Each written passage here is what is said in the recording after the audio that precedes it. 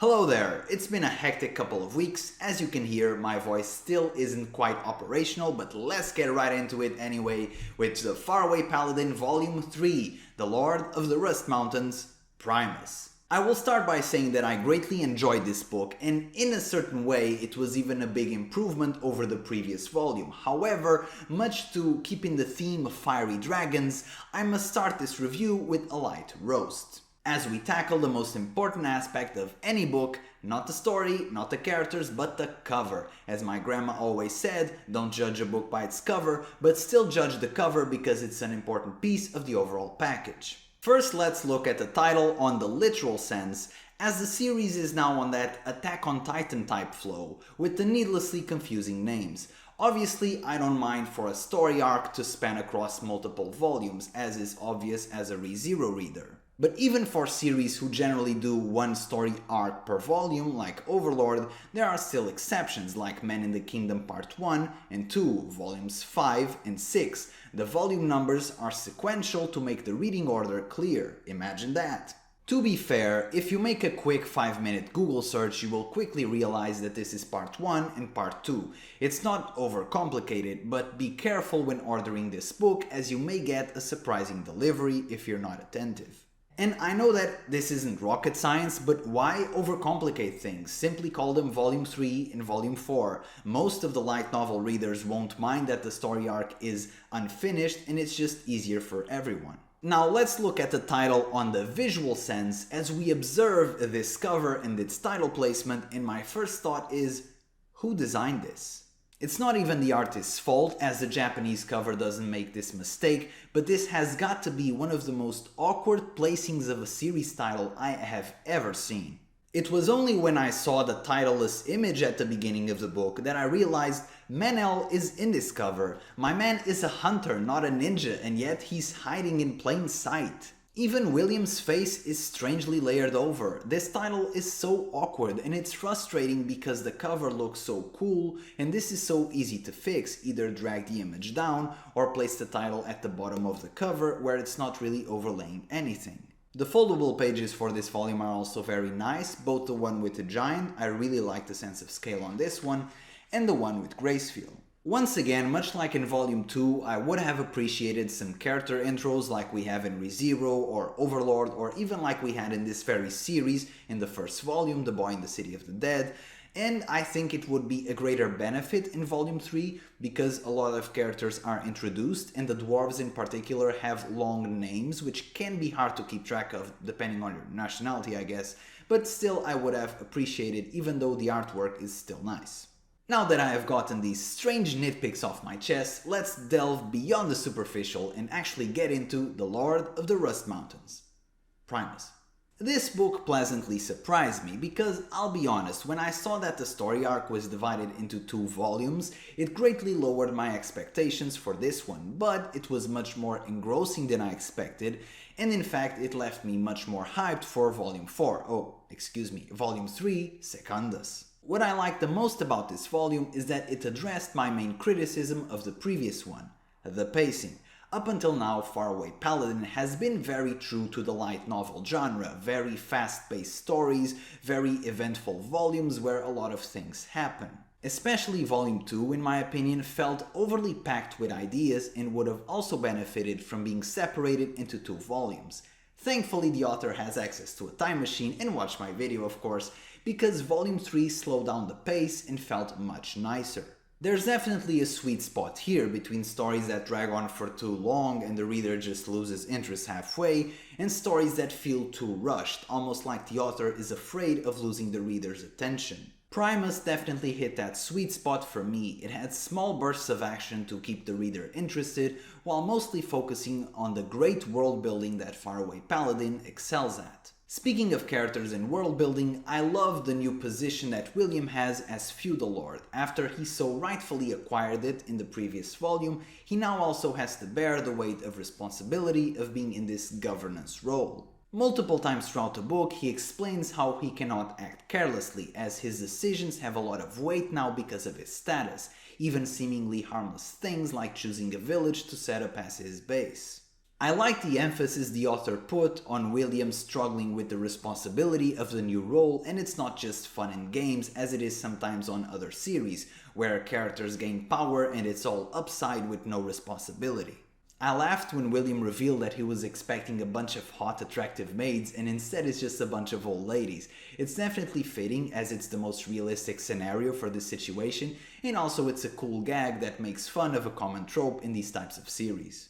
I like how deeply William thinks about governance now, because he has to strike this balance between the oath he made to Gracefield and his by default caring personality, and the downstream effects that would come from just helping everyone. He doesn't want to compromise his own territory. It shows that Manel's and Rex Fertile's influence is rubbing off on him, because William in this book seems just a little bit less naive. He's still the good old William we know and love, but he's a bit more pragmatic. In the last two videos, I spoke constantly about this theme of redemption, of growing as a person, and one cannot grow without adversity.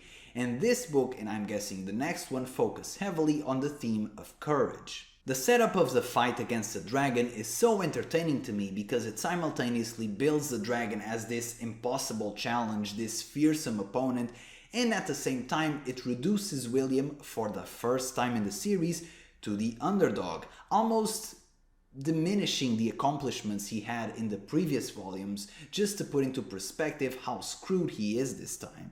William has a lot of second thoughts about courage, and I agree with his assessment that even if you make an impressive accomplishment, as impressive as it may be to other people, it doesn't necessarily make you brave. If you fight a monster knowing that you are very likely to win, I don't think that makes you very courageous. William received elite training, he is very strong, and he knows this. The book has a very metal intro, by the way, with William just clubbing down a demon, and then at the end of the book, there's the most unexpected moment in this series up until now, where he literally judo throws the forest giant. Oh yes, that mean fellow you saw in the initial art was judo thrown by William. Because of course he is, there are no weight classes for William, my man is scoring epon after epon, and he wants all the species, humans, demons, wyverns, and even forest giants.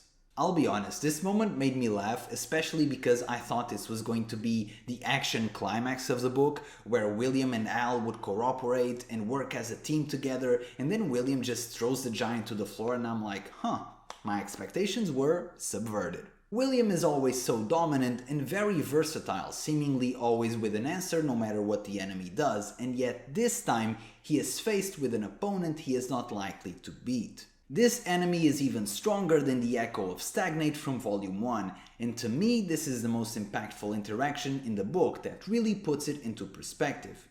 My god gave no response. She stood there in silence for a little while, and then, victory is very unlikely. She began with that. Ouch, what a slap to the face to our main character. Gracefield, his god, the one he swore his life to, the one that has accompanied him since Volume 1, is saying that he's better off running away. And then he replies with this. I nodded. Thank you for telling me it's okay to run. Faced with probable defeat, he still marches ahead because he cannot go against the oath he made to Gracefield to save the innocent, even if Gracefield herself is telling him, hey bro, just let it go. And I love this. William is determined to do the right thing no matter what the odds are, and that is true courage. We are in the third book now, but the isekai element keeps coming on into play, with William's internal dialogue being perhaps even more interesting than the external threat of the dragon. Yes, the enemy is very strong, but William's internal conflict is the true star of this book. William's true opponent is himself. And this is inspiring stuff, and to the author's credit, he did it. He somehow managed to turn a stupidly overpowered main character into the underdog, which is a very impressive feat. Now, once again, Volume 3 introduces a bunch of new characters, one of them being Al. No, not the funny guy with one arm from ReZero, but the dwarf Vindalfr. Cool name, by the way. I will be honest though, the entire Squire plotline for me, I was a bit skeptic initially and still am to a certain extent. Yes, William is very strong, he is very knowledgeable, he has a lot of things that he can teach, but he's not even 18 yet, I think. At least under 20 at this point in the story. And yes, I know he was isekai'd, so he's technically mentally older, blah blah blah. But to me, it feels very awkward at this point in the story so early, where our main character is still crafting his own legend, to already be taking on an apprentice. It just feels strange. It's certainly not common for characters to be mentors so early in the story, and I think there's a reason for that. So as for Al, I do like Al, although not as funny as Mr. Aldebaran from ReZero. Al is still quite an enjoyable character. He's very shy and timid, but very strong and hardworking with a real desire to improve, much like our main character. Even though there's a mentorship here, I see the relationship as more of bros, with William being perhaps the older bro and them helping each other mutually. I enjoy their relationship from what I've seen, and I'm looking forward to see that relationship grow in the next volume. As for the other recurring characters, Reystov the Penetrator is yet to do some real hard penetration. Just stop it. But it has been hinted that he is getting along with the lady behind the scenes, so maybe he is the Penetrator, just not in the way that was advertised. To be fair to Reystov, he does show more personality in this volume, and he still has this coolness factor that hasn't gone away. For some reason, I just grew randomly attached to this character, and I have high expectations for him, even though I perhaps shouldn't. But yeah, I'm looking forward to Reystov to do some penetration, perhaps on the dragon next volume or something. I just want a cool scene for Reystov, man. Come on, one cool scene. Manel continues being the bro that William needs, and their relationship is even more pronounced from the previous volume. William is the kinder one and the star of the show, the one that everyone looks up to, and Manel is his rock, his emotional foundation, the one that helps him make the hard decisions and is always there for him whenever he's feeling weak.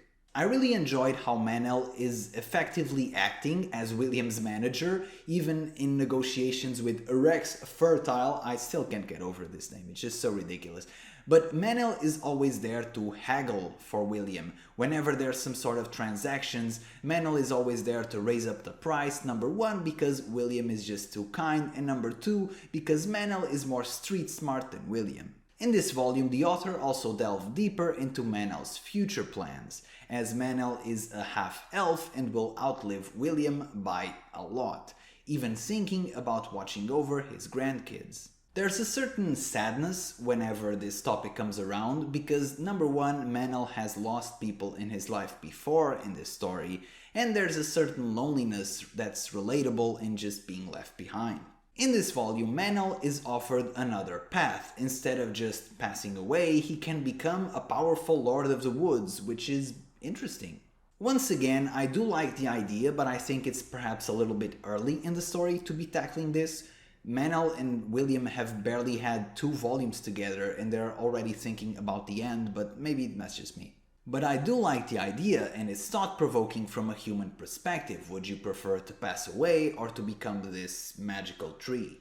Leave it in the comments below. Would you prefer to pass away or to become a magical Lord of the Woods tree thingy? Up next is my man Stagnate, and he sure took a turn that I was not expecting. Out of all the characters to plead with William to run away and protect himself, I certainly wouldn't expect that the one to do so would be the main villain from the first book, and perhaps the main villain in the entire series, the god of the undead himself, Stagnate. I'm conflicted about this, because on one hand, the main villain of the series apologizing to the protagonist like, hee my bad, feels a bit lame, but on the other hand, I like this version of Stagnate much more.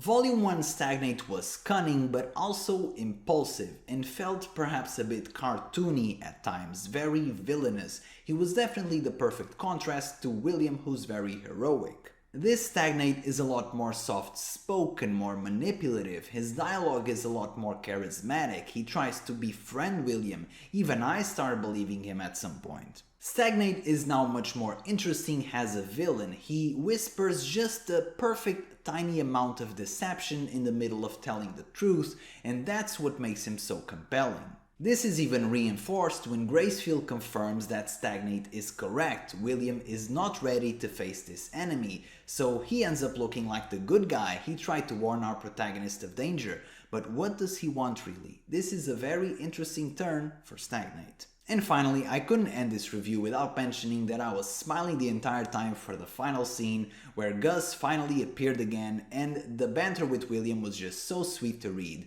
I miss those three. I wish that Mary and Blood could also be here, but I'll take what I can get. And obviously, Gus's immediate course of action upon knowing that William is going to fight a dragon is to recommend bribery. Never change, Gus.